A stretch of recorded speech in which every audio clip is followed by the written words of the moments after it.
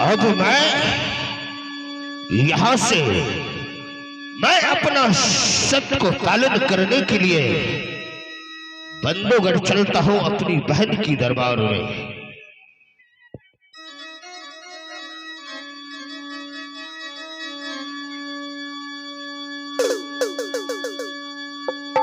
बाबू हो 56 छुरी 72 भाला, 56 छुरी 72 भाला, रुदल बगल लिया दबाई, पेच पेच पर तिलुआ फरुसा, पेटुआ राइफल लिया उठाओ, 100 गोली कमर पर बांधो तो बम का झोला।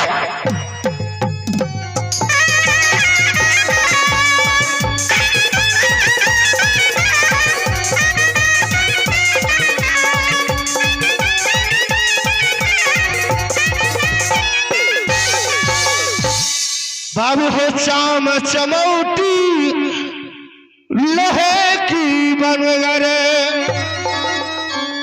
चाम चमौटी लोहे की बनगर, लोहा काट लिया लगा, संगल टोपी सर पर शोभे, दो में गोली कर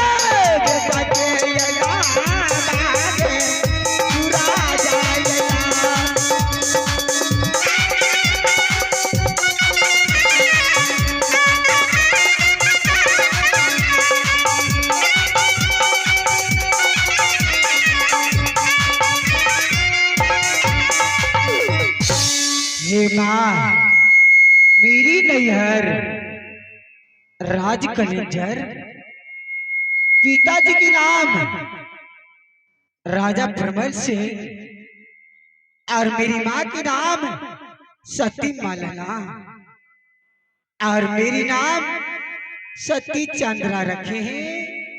और हे परमात्मा, मेरी भाई के नाम मेघा कुमार और मेरे पुत्र के नाम सूरज सिंह पट्टा है। बड़ी अफसोस की बात है, मेरी माँ बहन में 3 बहन थी माँ, लेकिन सबसे छोटी मेरी मौसी रानी दीवला जो राजमहब्बा में रहती थी। लेकिन हे परमात्मा, अफसोस की बात है, मेरी मौसी रानी दीवला को 2 पुत्र, एक के नाम आल्हा और एक का नाम रुदल। लेकिन मैंने अपनी नैहर का सुख कोई नहीं पाए। हे परमात्मा, मेरी भैया आल्हा और रुदल ये नहीं सोचती थी जो सती चंद्रा मेरी बहन नहीं है। बहुत ये प्यारा कोई नहीं रही गई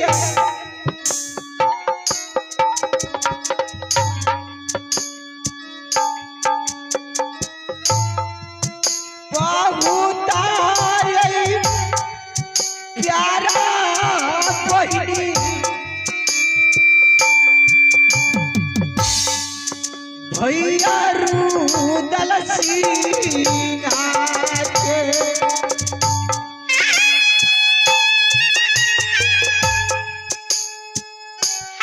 मैंने अपने भाई रुदल की इतना प्यारा बहन थी कि मेरी भाई साहब रुदल सिंह और आला सिंह किसी समय जो चीज का अभिलाषा होता था और होती थी तो मुझे नहीं करती जाती थी।